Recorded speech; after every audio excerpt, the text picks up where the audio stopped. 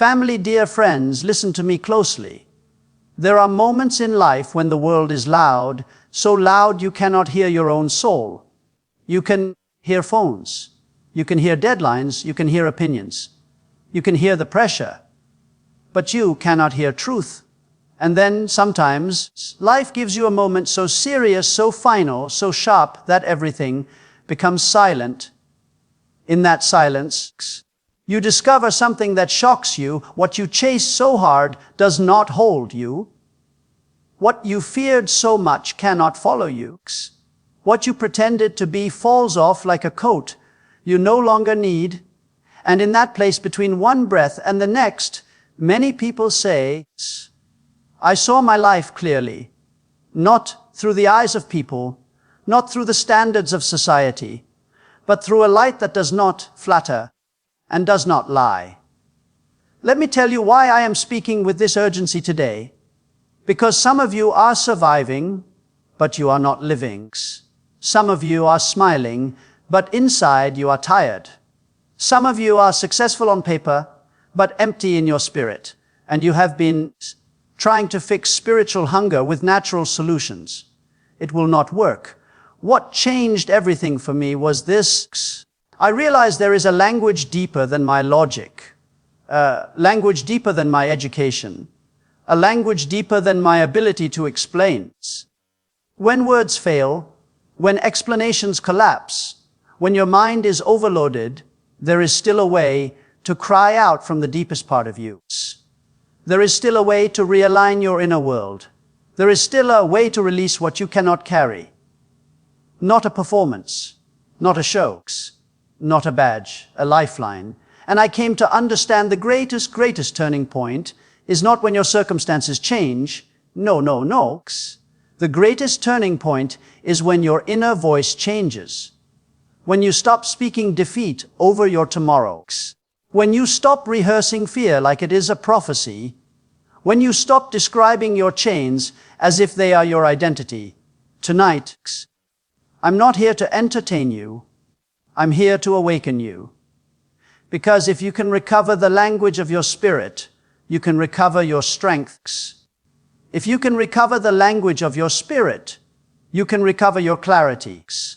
If you can recover the language of your spirit, you can recover your future. So lean in, open your heart, and let this moment mark you. Because the next chapter of your life does not begin with noisy, it begins with a new voice. A moment at the edge of life can become the clearest mirror of truth because it strips away the usual layers that keep us distracted, defended, and divided inside. Most days we live with background, noise, tasks, ambitions, obligations, routines, and the constant inner commentary that tries to manage everything at once.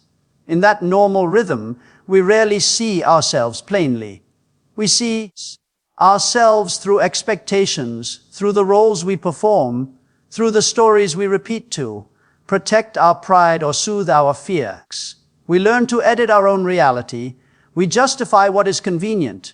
We postpone what is difficult. We convince ourselves that later will always be available. That is how the mind survives pressure. It narrows attention, prioritizes comforts, and builds small illusions that help us keep moving. But when a person stands at the edge, whether through a medical crisis, an accident, a sudden loss, or any close encounter with finality, something changes. The mind can no longer pretend that time is unlimited. The body can no longer guarantee stability. The future, which used to feel like a wide road, suddenly feels like a fragile bridge. In that shift, the usual defenses weaken. The things we used to call urgent often shrink. The things we called later suddenly shout no. This is why such moments can act like a mirror. They remove distortion. A mirror does not argue with you. It does not negotiate. It does not flatter. It simply shows what is there. In ordinary life, we often confuse movement with progress. We may be busy every hour and still be spiritually stagnant, emotionally numb, or morally drifting. The edge of life moment interrupts that trance. It forces one clear question. If everything ends, what truly mattered? Not what looked impressive, not what gained applause, not what silenced insecurities. What actually mattered when the lights went out in the mind and the heart started speaking without filters. Many people discover in that stark clarity that they were spending their strongest energy on their weakest priorities. They were trading relationships for recognition, health for deadlines, peace for control, integrity for convenience, and presence for performance. The mirror of truth also exposes the difference between identity and image. Image is what you want others to believe about you. Identity is who you are when no one is watching, when no one is clapping, when no one can reward you. At the edge, the hunger to maintain image becomes exhausting and pointless. The soul, in its simplest form, wants alignment. It wants congruence. It wants the inside and the outside to match. That is why people near the edge often feel sudden regret about hidden bitterness, unresolved conflict, neglected love, and wasted time. These regrets are not always dramatic. Sometimes they are small, quiet realizations. I should have listened more. I should have apologized sooner. I should have told them I love them. I should have protected my peace. I should have been braver. A mirror does not create guilt. It reveals what was already there and invites honesty. Another reason the edge becomes a mirror is that it clarifies values by compressing time. When time feels wide, we can afford to be vague. We can say, one day I will change. We can say, eventually I will prioritize my family. We can say, when things calm down, I will take care of my health. Wide time makes vague promises feel safe, but compressed time forces specificity. It turns on day into today.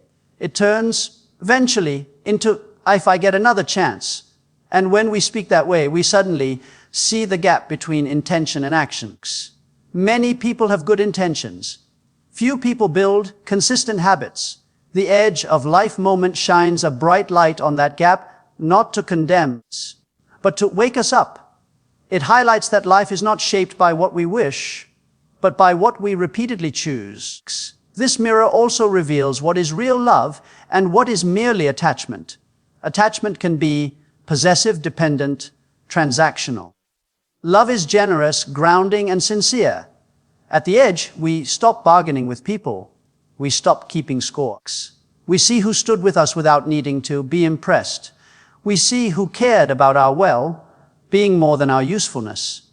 We also see where we ourselves have been selfish, where we used people as tools for validation, where we manipulated affection, where we withheld kindness because our ego wanted to win. When the ego loses its dominance, love becomes simpler. And in that simplicity, truth becomes visible. The edge of life moment can also expose the hidden architecture of fear.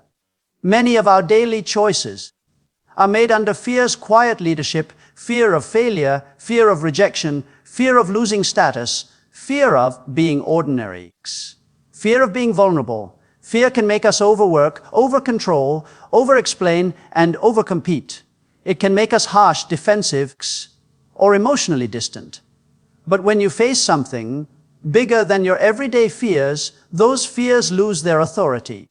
You realize you were giving too much power to opinions, to comparisons, to outcomes you can't fully control. The mirror shows how fear was shaping your voice, your behavior, and your relationships. And once you see fear clearly, you can stop negotiating with it as if it were wisdom. There is also a deeper layer. The edge of life moment often brings a shift from complexity to essence. We build complex explanations to avoid simple truths. We intellectualize feelings. We hide behind rationalizations. We learn sophisticated language to sound right while staying unchanged. Yet at the edge, the heart speaks in essentials: peace, meaning, forgiveness, purpose, connection, legacy. Not legacy as fame, but legacy as impact, what you leave in the hearts of people, the example you set, the kindness you planted, the courage you modeled. In that sense, the mirror is not only about exposing flaws, it is also about revealing what you truly want to stand for. And this is why key point number 1 matters so much. The clearest mirror of truth is often not found in comfort, but in confrontation with what is final. It does not mean we must wait for crisis to become wise. It means we should borrow the clarity of the edge and bring it into daily life. Ask yourself, with calm honesty, what would matter if you had less time? What conversation would you stop avoiding? What habit would you stop defending? What relationship would you stop neglecting? What apology would you stop delaying? What dream would you stop postponing? What part of your character would you stop excusing? Because the real power of that mirror is not in the shock. It is in the awakenings. It is the moment you stop living automatically and start living intentionally. It is the moment you stop being dragged by urgency and start being led by purpose. It is the moment you stop wearing a life and start owning it, choosing it, shaping it with your values instead of your impulses. That is why the edge of life moment can feel like a line you cross inside yourself, where denial breaks, where honesty enters, where you finally see that truth was not hidden from you. It was simply waiting for you to be still enough, brave enough, and awake enough to look at it, and then live from it, ready to live differently. When everything familiar falls away, what remains is what matters most, because familiarity is the stage set that convinces us we are in control. The familiar is the route you drive without thinking, the chair you sit in, the name on your badge, the routine that tells you who you are before you even ask. Familiarity is comforting, but it can be deceptive because it hides the foundations. As long as the room looks the same, you assume the building is strong. Yet the moment the familiar is removed through loss, sudden change, illness, conflict, failure, or a hard awakening, your attention drops to what cannot be taken away by circumstance. It forces the mind and heart to distinguish between what was truly supporting you and what you were leaning on as a substitute. Many of us build our sense of self on what is temporary: roles, titles, reputation, possessions, control, plans, and other people's approval. These things can be useful, but they are not stable enough to carry your whole identity. When they shake, you feel shaken, not because you are weak, but because you are standing on something that moves. When the familiar falls away, the noise of routine fades, and the questions you postpone begin to speak. What have I been chasing? What am I avoiding? Who am I becoming? What have I been calling success that is actually exhaustion? In normal seasons, we postpone these questions because we are busy maintaining appearances. But when maintenance is no longer possible, you face yourself. That confrontation can feel frightening, yet it is a gift because it exposes what is real. The real is not what you promise, not what you intend to do someday. The real is what you practice, what you protect, what you choose when pressure rises and no one is watching. The familiar can distract you from your own patterns. The unfamiliar reveals them. This is why what remains becomes what matters. When external layers are peeled away, the internal core stands out: character, conscience, the capacity to love, humility, courage, honesty, gratitude. These are not decorations, they are the structure. A person can lose comfort and still keep compassion. A person can lose status and still keep dignity. When you cannot rely on props, you discover whether your peace was rooted or borrowed. Borrowed peace depends on circumstances staying pleasant. Rooted peace depends on meaning, perspective, and disciplined inner life. In that moment, what matters most is not what you have, but who you are when what you have is reduced. Notice how quickly priorities change in a crisis. People rarely beg for more applause or more possessions. They reach for connection, forgiveness, reassurance, and presence. They want someone to listen without judging and to show up with steadiness. They want reconciliation more than being right. They want to know they mattered, not just that they performed. That shift reveals a hidden truth. We were built for depth, but we get trained for distraction, and when distraction is removed, depth rises to the surface. What remains also reveals what was truly yours and what was only attached to you. A title can disappear, a crowd can leave, your body can change, but values you have internalized, kindness, discipline, patience, sincerity, remain available regardless of the settings. A person with strong inner values may suffer, yet they do not collapse into bitterness, because they still have a compass. When everything familiar falls away, you learn whether your life had a compass or only a map. A map helps when roads stay open. A compass matters when roads disappear. The map is your plan, the compass is your principles. This point is practical.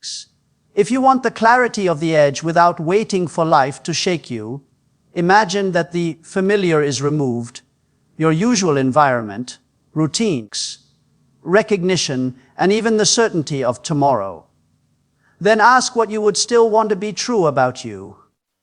Would you still want to be faithful to your word? Would you still want to treat people with respect? Would you still want to be a person who forgives, who learns, who serves, who loves well? Those answers reveal the priorities you may be neglecting. The familiar keeps us busy, but not necessarily aligned. Alignment means your daily actions reflect your deepest values. When the familiar falls away, alignment becomes urgent. Another thing that remains is agency, the ability to choose the next right action even when you cannot choose the circumstances. You may not control what happened, but you can control whether you respond with bitterness or with growth, with avoidance or with responsibility, with blame or with learning.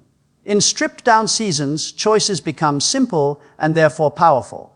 What remains is also the truth about relationships.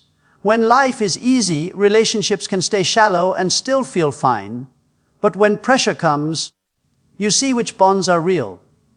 Real bonds are not perfect, they are present. They can hold difficult conversations, admit faults, and offer comfort without needing to control outcomes. When everything familiar falls away, the people who remain are often the quiet, faithful ones, and you learn to become that kind of person for others. Finally, what remains is the meaning you assign to your life. If your meaning depends only on success, failure will destroy you. If your meaning depends only on comfort, discomfort will undo you. But if your meaning is rooted in purpose, becoming better, loving well, serving beyond ego, leaving people stronger than you found them, then even hard seasons become survivable and significant. When the familiar falls away, you find out whether you were living to impress or living to become, whether you were protecting your image or nurturing your soul.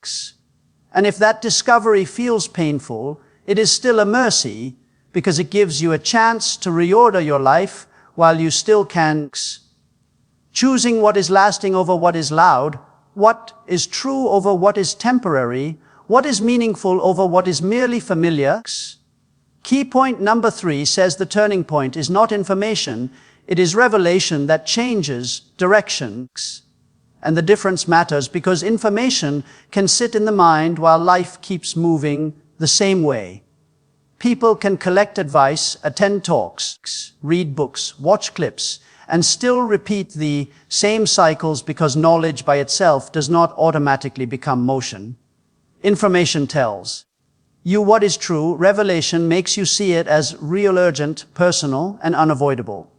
Information is something you can agree with and even admire from a distance. Revelation is something you must answer. Information can be stored like a document. Revelation becomes a spotlight that follows you because it exposes a crossroads and forces a choice. A turning point is not simply the moment you hear something new. Often it is the moment you finally hear something you already knew, but this time it lands with weight. Many people already know what they should do: apologize, forgive, stop postponing, break a destructive habit, set boundaries, take responsibility, ask for help, rebuild discipline, speak truth, rest properly, repair relationships. The reason they do not do it is not because they lack information. It is because they have not experienced the kind of inner clarity that turns knowing into doing. Revelation is that clarity. It is when truth stops being a concept and becomes a mirror. You stop discussing change and start changing. You stop negotiating with your conscience and start obeying it. Information often works on the surface. It adds ideas, methods, techniques, and vocabulary. Revelation goes deeper and reshapes identity and direction. Direction is the hidden engine of a life, because direction determines where your daily choices are taking you even when you don't notice. Two people can want similar outcomes and still arrive in different places because their direction is different. Direction is not a dream. It is a trajectory. It is the repeated path of reactions, priorities, and small decisions. Revelation alters that trajectory. It interrupts the default path and reorients you towards something higher than your impulses. It is like realizing you have been driving toward the wrong city. You may still be on the road, but you are no longer headed the same way because you have turned. This is why revelation may carry emotion, but it is not merely emotion. Emotion can rise and fall without changing anything.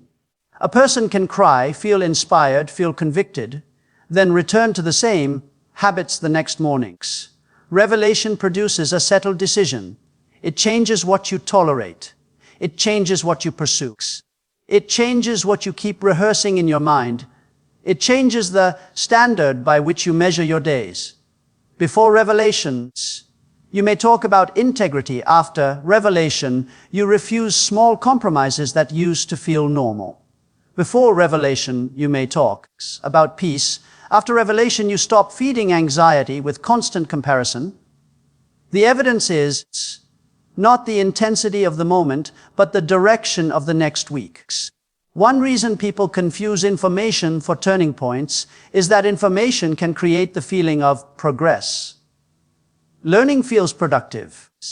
Your thoughts are active, your notes are full, your mind is busy, and that business can feel like growth. But true growth shows up in behavior under pressure. Revelation reaches the place where behavior is formed. It reaches the level of belief. Belief is not what you claim in conversation. It is what you repeatedly choose when convenience competes with conviction. When revelation happens, you stop betting on comfort and start betting on truth. You stop using excuses as shelter. You stop hiding behind, "This is just how I am." You stop waiting for perfect conditions. You accept that direction must change even if circumstances do not change immediately. Revelation also clarifies what you truly want, not just what you say you want. Many people say they want freedom, yet they cling to habits that keep them small. Many say they want strong relationships, yet they avoid vulnerability and honest conversation. Many say they want success, yet they sabotage discipline with endless distractions. Information can point out these contradictions, but revelation makes them unbearable. It makes self-deception uncomfortable. It makes pretending expensive. It makes avoidance feel like loss. And honesty is where direction changes, because you cannot change what you keep denying. Revelation pushes you out of denial and into responsibility, not as punishment, but as liberation. Another way to see it is this: information informs the mind, revelation reforms the will. The will is the part of you that chooses, delays, resists, surrenders, and persists. You can have correct information and still have a divided will, a fearful will, or a lazy will. Revelation strengthens the will by bringing meaning and urgency. It answers the question, why must I change now? When the why becomes clear, the how becomes possible. You stop saying someday and start saying today. You stop waiting to feel ready and start acting until readiness follows. Revelation turns intention into initiation because it removes the last permission slip. You are giving yourself to delay. Revelation changes direction because it changes what you believe about consequences. Staying the same is not neutral. It is a direction to, and it leads somewhere. People can tolerate discomfort for a long time if it is familiar. Familiar pain feels safer than unfamiliar growths. Revelation breaks that illusion. It shows you where your current path ends: more regret, more hardness, more distance, more wasted time. When you clearly see where your current trajectory leads, you turn. That is why turning points can happen suddenly.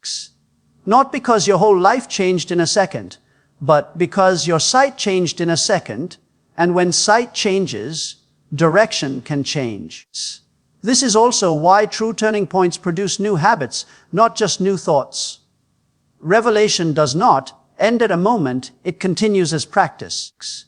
You begin to build small disciplines that protect the new direction: what you consume, what you avoid, who you listen to, how you speak, how you handle temptation, how you respond when offended, how you repair when wrong. You stop asking for shortcuts and start committing to processes. You stop looking for a dramatic escape and start building steady strengths. You learn that direction is maintained by daily alignment, not occasional inspiration, and you become willing to do the quiet work that matches the truth you now see. So when we say the turning point is not information, but revelation, we are saying transformation begins when truth becomes personal and action becomes non-negotiable, when a message moves from your head to your heart and from your heart into your feet, when you are no longer merely convinced but converted in your directions, when you don't just understand what is right, but you turn toward it and start walking. Key point number 4 says, there is a language deeper than vocabulary, the language of the heart and spirit. And it matters because words can describe reality without touching it. Vocabulary is excellent for naming objects, explaining steps, and debating ideas, but it struggles to carry the full weight of what is most human: love, grief, wonder, shame, longing, conviction, peace. You can say, I'm okay, while your chest is tight. You can say, I forgive you, while bitterness is still rehearsing the offense. You can say, I believe in myself, while fear is secretly steering your choices. In those moments, the mouth is speaking, but the deeper language is speaking louder, and the deeper language is the one that shapes your directions. The language of the heart and spirit is the communication happening beneath your sentences. It is your intention, not your explanations. It is the posture of your inner world, not the polish of your speech. It is the quiet yes or no inside you that arrives before you can justify it. It shows up as uneasiness when you are about to compromise your values, and as relief when you return to what is right. It shows up as empathy when someone is hurting, and as coldness when ego is in control. This language does not depend on grammar. It depends on alignment because it expresses what you truly believe and desire. This language does not depend on grammar. It depends on alignment because it expresses what you truly believe and desire, not what you can argue for. That is why two people can exchange many words and still miss each other. They may trade information but never share themselves. They may solve a problem but never heal a relationship. They may win an argument but lose trust. The heart needs more than facts. It needs safety, recognition, and sincerity. You can feel when someone is listening with respect, even if they barely speak. You can also feel when someone is present but absent emotionally, even if they say all the right things. And people trust what they feel from you far more than what they hear. This deeper language is also why authenticity cannot be faked for long. Words can be rehearsed, But the inner life leaks through tone, timing, patience, and reaction. A person can sound kind but act harsh when stressed. A person can sound humble but become defensive when corrected. These contradictions reveal that the real message is not in the vocabulary but in the spirit behind it. Over time, others trust what your life communicates more than what your mouth declares. The language of the heart and spirit is where transformation begins. Because change does not start in the dictionary, it starts in desire and devotion. You can know the right words for discipline, but if your inner language is craving comfort, you will keep choosing comfort. You can know the right words for growth, but if your inner language is protecting pride, you will avoid feedback. You can know the right words for peace, but if your inner language is addicted to control, you will remain restless. The deeper language is like an operating system. Vocabulary is like the screen. The screen can look fine while the system crashes under pressure. This is why many people feel stuck, even though they have learned a lot. Their words are ahead of their hearts. They announce goals, but their inner life has not agreed to the cost. They speak values, but their habits contradict them. They promise change, but their spirit is still attached to an old identity that says, "This is just how I am." The turning point comes when the inner language changes. First, when you begin to speak differently to yourself inside. That inner speech is the daily script you live by. If your inner script says you are trapped, you will live trapped even with open doors.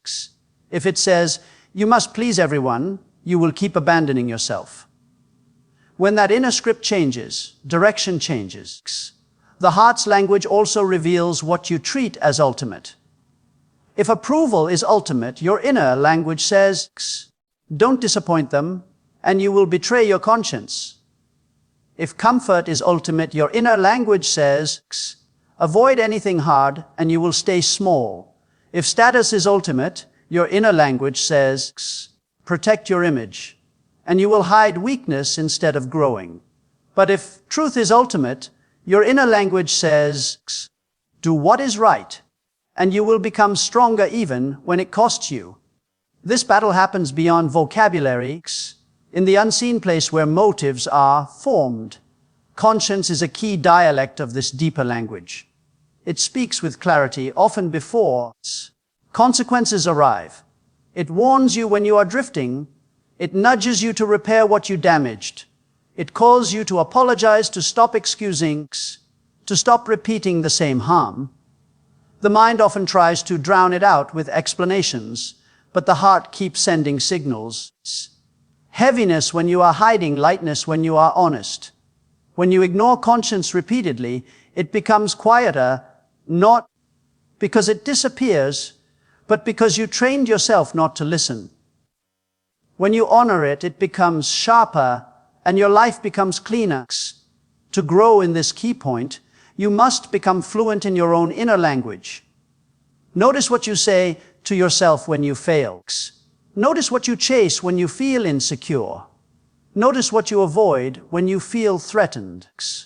Notice what you replay in your mind when you are alone. Those are sentences of the heart, and they are shaping you. Then discipline that language. Replace accusation with responsibility. What is my next step? Replace hopelessness with honest hope. I can rebuild one habit at a time. Replace resentment with release. I will not let this poison my future. Replace panic with steady action. I will do what I can today. When your inner language becomes truthful and aligned, your outer words gain power because they match your life, and you begin to speak not only with vocabulary but with spirit. Key point number 5 says not every sound is noise. Some utterances are surrender, healing, and alignment, and it matters because we often judge sound only by how it lands in the ear, not by what it does inside the body and the inner life. Noise is sound that scatters attention, agitates the nerves, and leaves you more fragmented than before. But there are sounds that gather you back together. There are sounds not meant to impress anyone. They are meant to carry something heavy out of the chest, to translate what words cannot hold, to let the inner life breathe again. In that sense, certain utterances are medicine, and they work not because they are perfect, but because they are honest. Think about the simplest sounds a human makes when pressure is too much. The long exhale, the sigh that comes from deep inside, the soft groan when you finally admit you are tired, the cry that breaks through a wall you have held up for months. These are not random noises. They are signals. They are the body discharging tension, the nervous system trying to return to balance, the heart asking for space. A sigh is the body saying, enough. A tear is the heart saying, I cannot carry this alone. A trembling voice is the inner self saying, I want to be true even if I am not strong. When you learn to respect these utterances, you stop treating yourself like a machine and start treating yourself like a human being. Some utterances are surrender. Surrender is not defeat.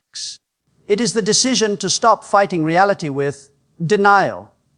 It is the moment you stop pretending you can control everything and you finally admit, I don't have it. That admission may come out as a whisper, a broken sentence, or even no words at all, just breath and sound. Yet the turning point is inside you release the grip that was strangling your peace. Many people hold their lives together with clenched jaw and forced smiles, and that tightness becomes their normal. Surrender sounds different. It can be a quiet, okay. It can be a humble help, I'm sorry. It can be a steady, I was wrong. Those utterances change directions because they end the performance and begin the truth. Some utterances are healing because they allow emotion to move instead of stagnate. Unexpressed, emotion does not disappear, it relocates. It becomes tension in the shoulders, heaviness in the chest, irritability in small conversations, distance in relationships. Healing begins when emotion is permitted to move safely, and sometimes the safest movement is sound. A person who cannot explain grief may still let it out through crying. A person who cannot name anxiety may still regulate it through a low hum or a steady, breathy tone. A person who feels overwhelmed may find relief simply by saying the truth out loud, I am not okay. The sound carries permission. It breaks isolation. It tells the inner world that it does not have to hide. Alignment is the third part of this key point. Alignment means the inside and the outside agree. When you are misaligned, you say yes while your heart says no. You smile while resentment grows. You keep working while your body is begging for rest. You stay silent while your conscience is pushing you to speak. Misalignment creates inner noise, racing thoughts, unrest, distraction, fatigue. Alignment quiets that noise. Often alignment begins with a small utterance that matches reality. You say, this matters. You say, this is not right. You say, I need to change. You say, I need a boundary. You say, I forgive you. And then you begin to live that forgiveness. You say, I will stop. And then you actually stop. These sounds are not empty. They are commitments that stitch your life back together. There is also power in repeated utterance, not as superstition, but as training. Repetition is how humans learn. A skill becomes natural through practice. In the same way, repeating a steady sound, a steady breath, or a steady phrase can train the nervous system and mind toward calm. When you are anxious, your breathing becomes short and your thoughts become loud. A slow, steady tone naturally lengthens the exhale and gives the mind something simple to hold. When you are angry, your body is ready to strike.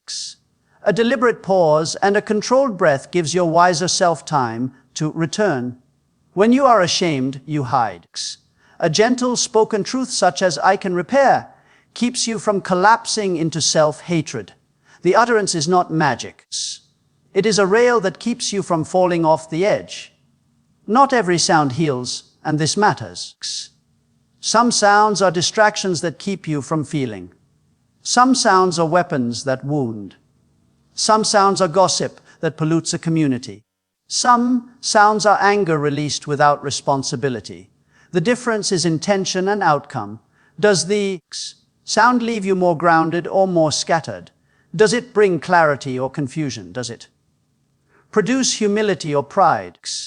Does it build connection or break it? Healing utterances tend to be simpler, slower, and more honest. They do not need to dominate the room. They need to reach the truth. This key point also changes how you listen to others. When someone is speaking from the surface, you hear words. When someone is speaking from the heart, you hear weight. You hear pauses. You hear vulnerability in the tone.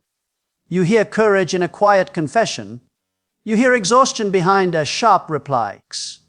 When you become sensitive to the difference between noise and meaningful utterance, you become a better friend, a better leader, a safer human. You stop reacting only to content and start responding to the person. You learn to hear the hurt beneath the complaint and the fear beneath the anger. That kind of listening heals relationships because it meets the real need, not the loudest sentence. In practical terms, honoring this key point means giving yourself and others permission to make honest sounds. It means not shaming tears. It means not mocking a trembling voice. It means respecting the sigh as a signal, not a weakness. It means using your voice as a tool of alignment, speaking truth kindly, apologizing quickly, asking for help early, and naming what matters before it becomes a crisis. It means allowing moments of silence so the deeper language can be heard. And it means choosing utterances that move you toward wholeness, because sometimes the first step out of inner chaos is not a perfect speech, but one honest sound that finally matches what is real. Key point number 6 says the greatest breakthroughs begin when pride ends and humility begins, because pride locks a person into defending who they are, while humility frees a person to become who they can be. Pride is the inner posture that must always be right, must always look strong, must always control the story. Humility is not weakness. It is accuracy. It is the willingness to see yourself clearly, admit limits, receive help, learn, apologize, and grow. Breakthrough is rarely blocked by lack of talent alone. It is often blocked by refusal to be taught, corrected, or honest. That refusal is pride, and it keeps doors closed that humility would open. Pride resists feedback because feedback feels like a threat to identity. When someone points out a gap, pride hears an attack, not an invitation. It rushes to explain, justify, blame, and protect. That reflex may preserve image for a moment, but it costs progress. You cannot improve what you refuse to acknowledge, and you cannot repair what you refuse to own. Learning requires vulnerability, and vulnerability requires humility. The moment humility begins, you can finally say, "Teach me," and that simple sentence becomes a key that opens growth. Humility changes the way you listen. Pride listens to respond, humility listens to understand. Pride enters a room to be noticed, humility enters to contribute. Pride seeks applause, humility seeks impact. In organizations, real leadership is described as empowering people, listening openly, and creating an environment where everyone feels ownership and pride in what they do. That kind of leadership is not fueled by ego. It is fueled by service. It recognizes success is collective, and that recognition is most meaningful when it reflects trust and partnership. Humility makes room for others to shine, and when people are lifted, the whole team rises. Breakthrough begins when pride ends, because pride is addicted to control. It wants certainty before action, guarantees before commitment, and perfection before participation. Humility accepts that progress is built through imperfect steps. It can say, "I don't know yet," without collapsing into shame. It can say, "I was wrong," without feeling destroyed. It can change its mind because it is more committed to truth than to ego. That flexibility is where breakthroughs live, because changing direction is often necessary before changing results. Humility also invites accountability. A proud heart treats mistakes as threats and therefore hides them. A humble heart treats mistakes as data and therefore learns from them. In safety-critical environments, healthier cultures are built when leaders show up, observe reality, intervene when unsafe behavior is seen, and correct issues without turning the visit into an ego-driven inspection. Leadership visibility objectives include promoting a culture where everyone shares a commitment to safety, recognizing teamwork and behavior, and maintaining zero tolerance to shortcuts. That approach requires humility because it asks leaders to focus on what is true in the field, not what is comfortable in the office. And it asks everyone to accept that learning and correction are part of care. Another reason humility produces breakthroughs is that it dissolves isolation. Pride isolates. It makes you feel you must carry everything alone, because asking for help would expose weakness. Humility connects. It can say, I need support, and that statement becomes a bridge to solutions you could not reach alone. Many breakthroughs are collaborative. You needed someone else's experience, someone else's perspective, someone else's calm. Humility values others' strengths and does not feel threatened by them. Humility reduces inner conflict. Pride creates an exhausting split between who you are and who you pretend to be. It forces you to maintain image. Humility allows you to be real, and reality is easier to carry than performance. When you stop trying to look perfect, you gain energy to become better.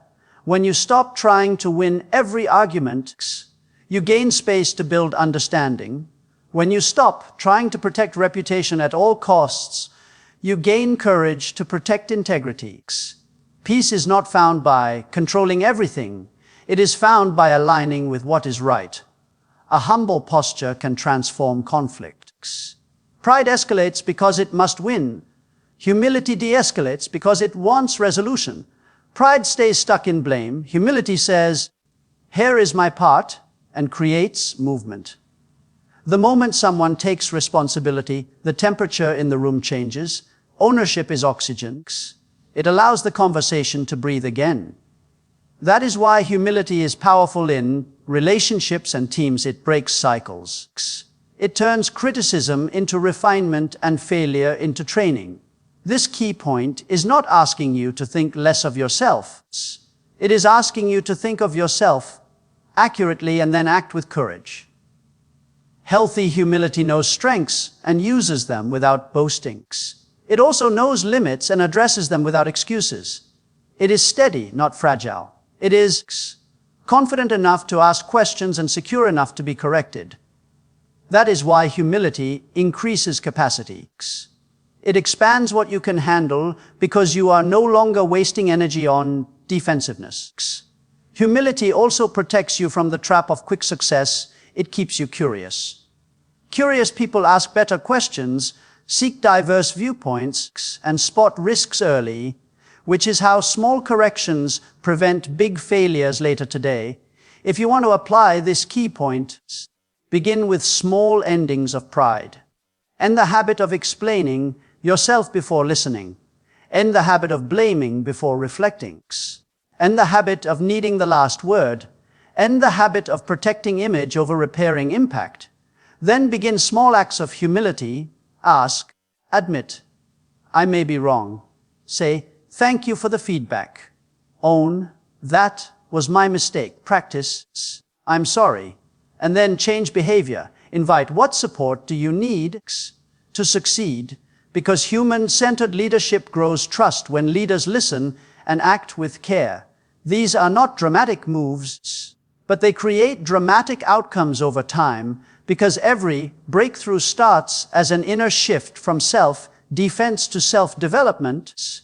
Key point number 7 says a new inner language can rebuild courage, discipline, and peace from the the inside out, because your outer life is shaped by the conversation you keep inwardly. Before you act, you interpret. Before you persist, you decide what your struggle means. Inner language is the tone you use with yourself, the labels you attach to events, and the story you repeat when no one is listening. It quietly tells you what you can handle and what is possible. Courage is built or broken in that private narration. If the inner voice says, "I can't," fear multiplies. If it says, "I'm not ready," delay becomes comfort. If it says, "If I fail, I'm finished," risk feels unbearable. But when the inner language changes to, "I can take the next step," fear loses authority. Courage does not require the absence of fear, it requires a different relationship with fear. The old language treats fear as a stop sign. The new language treats fear as a signal: prepare, then move. It replaces catastrophe with clarity. This is hard, but it is not the end. I can ask for help, I can learn while moving. A new inner language rebuilds courage by changing identity. Labels like weak, broken, or behind become cages. When you speak to yourself as a learner and builder, courage rises because growth becomes your identity. Challenges become training instead of punishment. Setbacks become information instead of humiliation. You stop asking, "Why me?" and begin asking, "What now?" Discipline is rebuilt through inner language because discipline is not mostly motivation, it is consistency, and consistency is guided by self-talk. Discipline stays when the inner voice is firm and kind. The old language says, "I don't feel like it," and waits for mood. The new language says, "I do what I said I would do," and acts with or without mood. The old language says, "I'll start tomorrow," and postpones. The new language says, "I'll start with 5 minutes today," and begins. The old language says, "I always quit," and predicts failure. The new language says, "I'm building endurance, one repetition at a time," and trains. Discipline also depends on how you speak after a slip. The old inner language uses failure as a verdict. See, you never change, and shame pushes you deeper into the pattern. The new inner language treats failure as feedback. "I slipped, but I'm not finished," and returns to the plan. It separates identity from behavior and refuses to let one bad moment become a permanent definition. The new inner language strengthens discipline by making promises small, specific, and repeatable. Instead of chasing a huge transformation, it requests one clear action that can be done on a tired day. It learns to speak in systems. "I will prepare tonight so tomorrow is easier." "I will remove the trigger." "I will protect the first 10 minutes of my morning." "I will finish one task before starting the next." Small promises, honored consistently, build trust within yourself.